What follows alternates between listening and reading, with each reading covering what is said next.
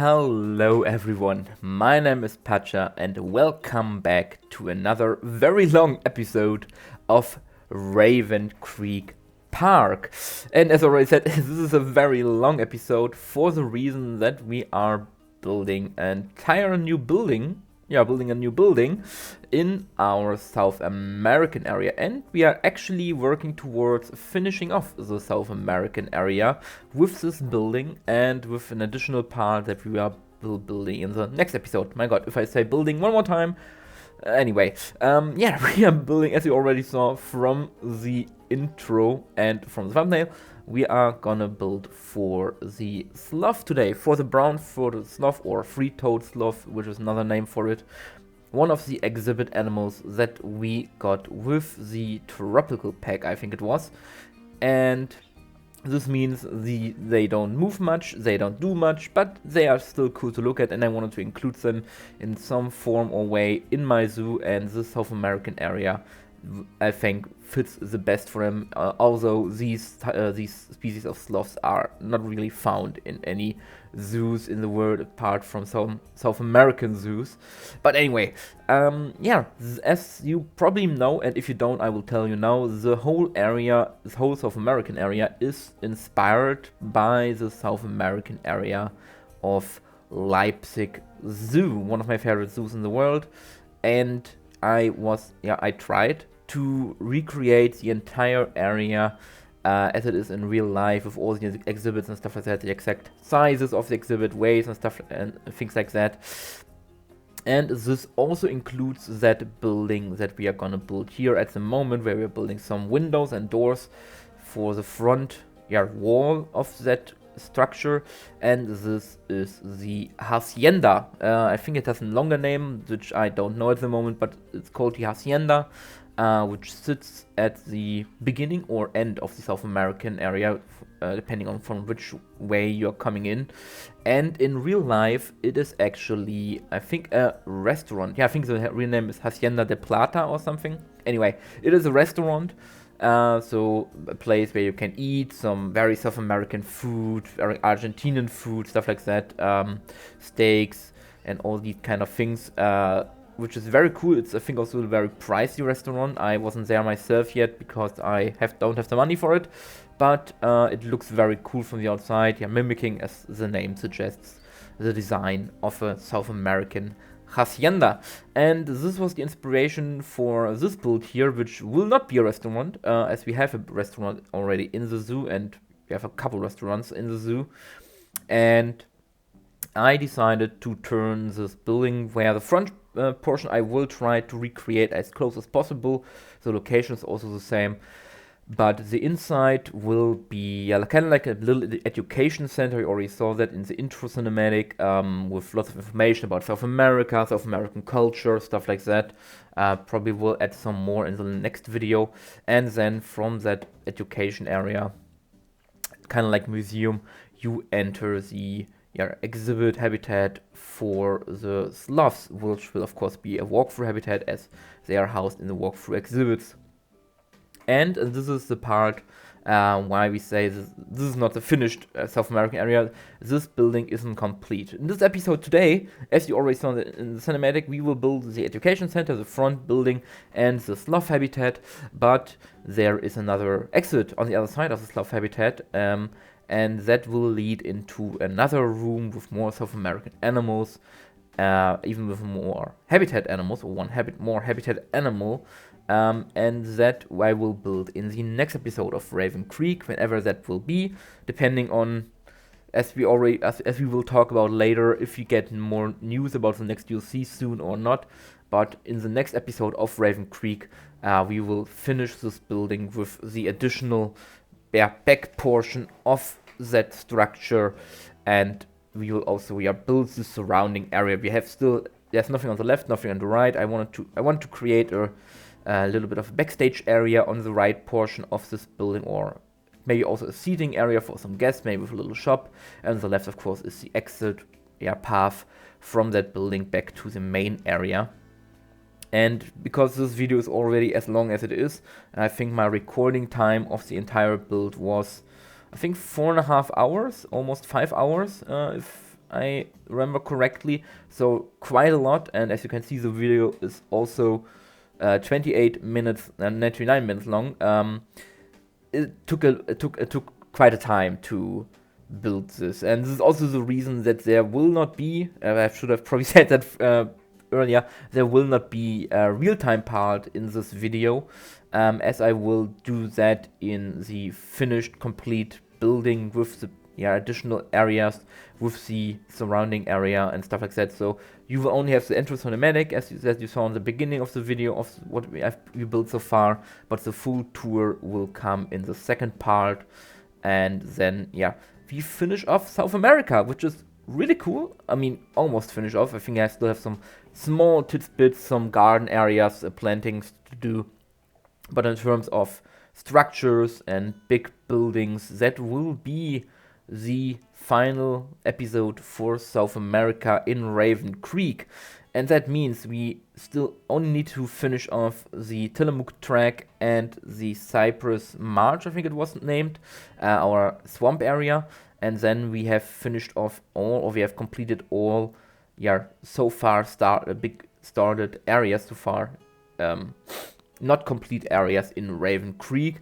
And we also can focus, or we can again focus on the last big area of Raven Creek. As I talked in the last episode, if you haven't watched it, I highly recommend it. It was a really cool build that I probably have to make my plans for Raven Creek a little bit smaller and throw some species out that I wanted to include, but I'm making sure to include them maybe in future project if they fit into that. But Raven Creek will be smaller in the end than I initially planned, but it is what it is. It's due to the performance of my PC and the game, and I rather finish this park in a way that looks good and looks nice than struggling to fill the last spot with something and making the file inaccessible for anyone on this planet, basically. But anyway, while we are now building the backstage building, or the backstage building, the front building, the education building, we also have to talk about some exciting news regarding Planet Zoo. Because last week, you probably already heard it or saw a video about it, but I still want to talk about it.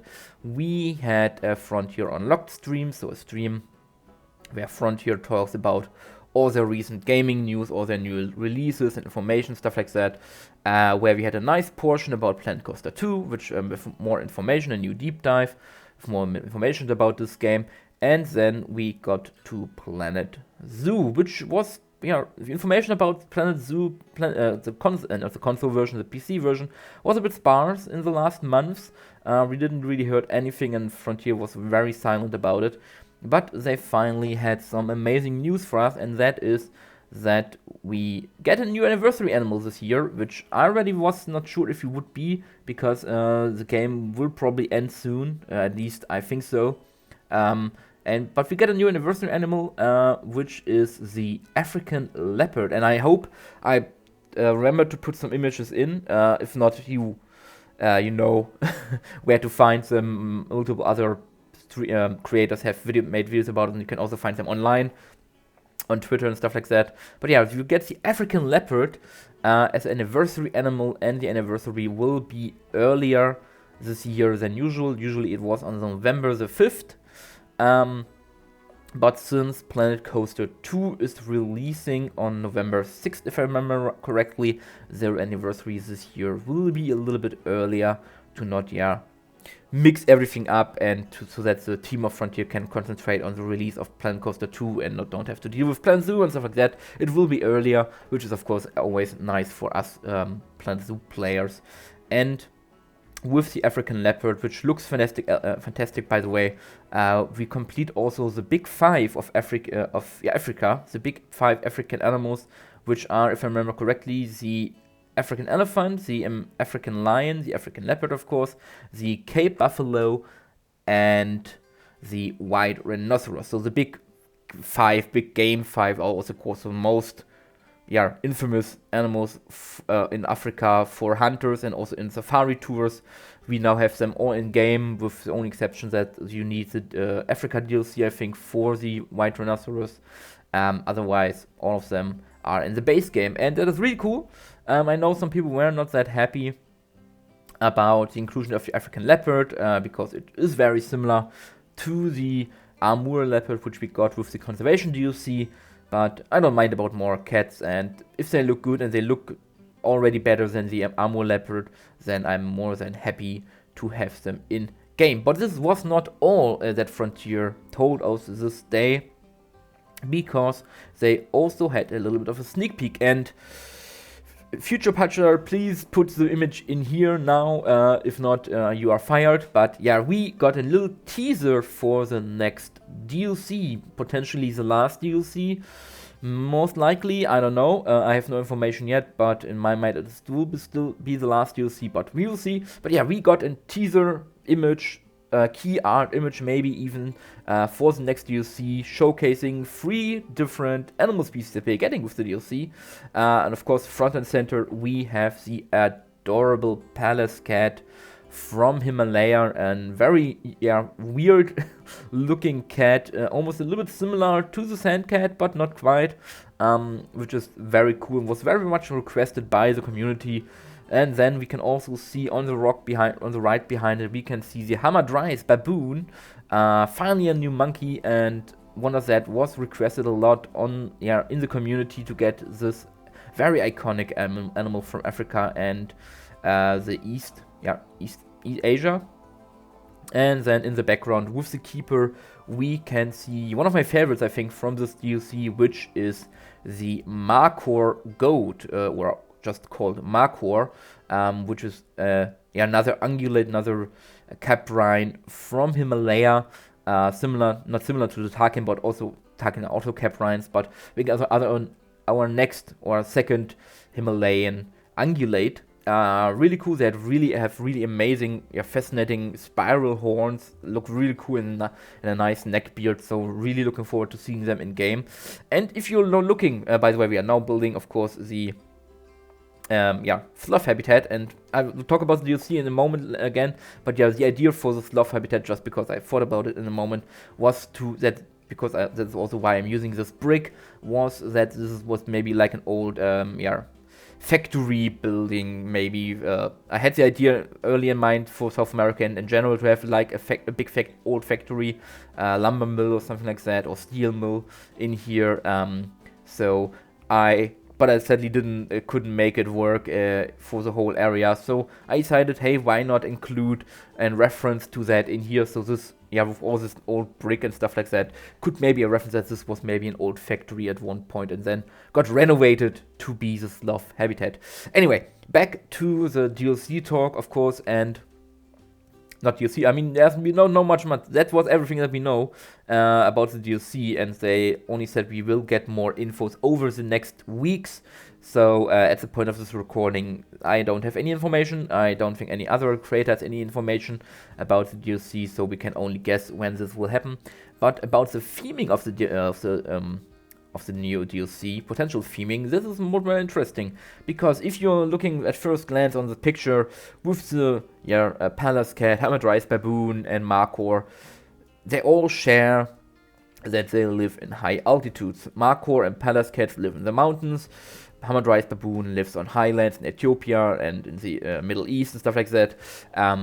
They are very mountainous, rocky, highlandy animals, and that definitely convinced a lot of people, and me first also, to think that this will be a highlands pack, a mountain pack, maybe with stuff like the sun bear, the spectacle bear, maybe with the tree kangaroo, which also is found in mountainous areas in New Zealand and Papua New Guinea.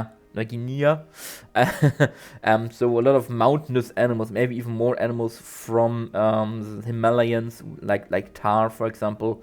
And definitely also the blue color fits to that theme. However, and I think not many people talked about it. I know in my communities I'm around, we talk about this. I think Eben, shout outs to Eben, who showed me this first or made this an idea, or came up with this idea, is that if you look into the background, if you look into the background of the picture, and maybe you take HD screenshot of this picture from the internet for that. If you look in the far, far back of this picture, you can see a tent, a party tent. It even has holes on the bottom, on the left and the right and in the middle, so entrances into the inside of the tent. And this is not like an Himalayan tent or something like that. This is clearly a party tent, which is very odd to include in a mountain DLC. And also the whole area surrounding the animals is, apart from the rock where the baboons are sitting on, is not very mountainous. It is very much forestry. There's a lot of trees, a lot of ground foliage. The palace cat is surrounding by ivy, so very much a lot of foliage around it, not very mountainous. And then also we have these flags hanging down. Some said these are Himalayan prayer flags. Kinder, they are actually the actual in-game piece of the Indian flags that we have in-game from the base game. These are the exact same pieces. So I mean, they could still be Himalayan prayer flags, but not quite. I don't think so. And then we also have these Chinese lanterns and ribbons from which the Chinese lanterns hang and stuff like that. So overall, with the tent in the background, the ribbons, the lanterns, with the flags, it looks like a party, like a celebration maybe. And if that is true, and this is more of like a party DLC, I won't say it's a party DLC, but celebration DLC, it could still be what we also expected, the Zookeeper's Collection Pack, or the Planet Zoo Celebration Pack, or Planet Zoo Anniversary Pack, or because we have Animal Day coming up, World Animal Day, the World Animal Pack. What I want to say is it doesn't look like, or it has as many hints as for it being a mountain pack as it has for being some sort of celebration pack. Maybe it's to celebrate the end of Planet Zoo, celebrate 5 years of Planet Zoo content, which is, wow, quite a lot. But yeah, this maybe suggests that this is the last pack because we are celebrating Planet Zoo, we are celebrating the end of Planet Zoo, or are we celebrating that there is more content to be coming? I don't know. We still need to get official answers, and I don't think Frontier will be giving them to us willingly. But with all these information, with the tent, the ribbons, the balloons, no, the lanterns and flags, it looks like celebration. And yeah, of course, they for the 3 animals that they showcase, they choose ones that live on high altitudes. Fair, but we know it's an animal pack. So that means at least 5 more different species. And who's to say that these 5 different species are from mountains? You know, if this is really a kind of celebration pack, they could be from all over the world, from all different biomes and climates and altitudes, for example. We also had the the leaks on the Planet Planko dictionary, which, if you don't know, I think I talked about it past, is a dictionary where you can learn the in-game Planko language that is spoken by the guests in the game. And there we had some leaks from new words that got added, like secretary, which of course evokes the idea of secretary bird. We had Goodfellow, like Goodfellow's kangaroo. And we, of course, had Hamadryas baboon, or we had Hamadryas, which, of course, now confirmed to be the Hamadryas baboon in this DLC. And we also had Dik-Dik, which is a small antelope species from Africa, very small. So who's to say that these animals that came with the dictionary and now got deleted because probably it was a mistake to post them in the dictionary, who's to say that these are not part of the DLC? And that then it would make sense to make it like a celebration DLC, where we celebrate Planet Zoo, we celebrate biodiversity, stuff like that. By the way, these amazing, I have forgot who made them, but I will link to the workshop in the description down below. Amazing, information screens, information boards about South America. Sadly, I'm very sorry that I forgot the name, but as I said, we'll link the link to it in the description, and make sure to give them a like if you download and subscribe to them. That would definitely be a nice gesture. But yeah, who's to say that we don't getting stuff like that, and we don't get a mountain DLC, but we get mountain animals because many people asked for mountain animals in the mountain DLC, so we get mountain animals. And maybe Frontier is just tricking us a little bit with these picture, with the 3 Highlandish animals to bring us on the different path, on a wrong path with the whole idea.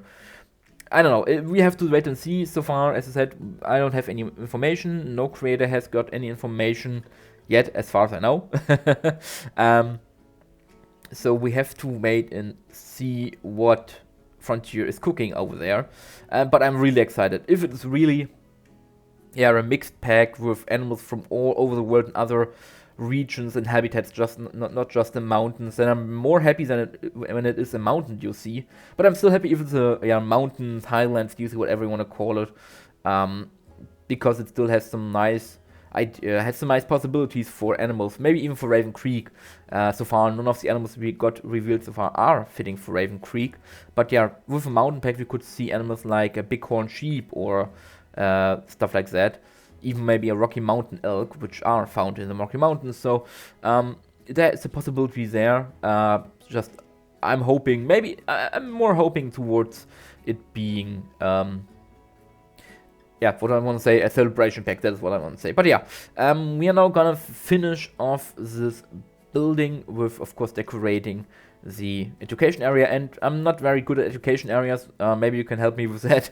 I have some ideas what I could even add to them, and then we are gonna decorate the indoor area for the sloths with a lot of foliage, a lot of fallen leaves, and then a lot of hanging vines, stuff like that, to make it look very much tropical. This is a climate controlled area, so we can have tropical plants here.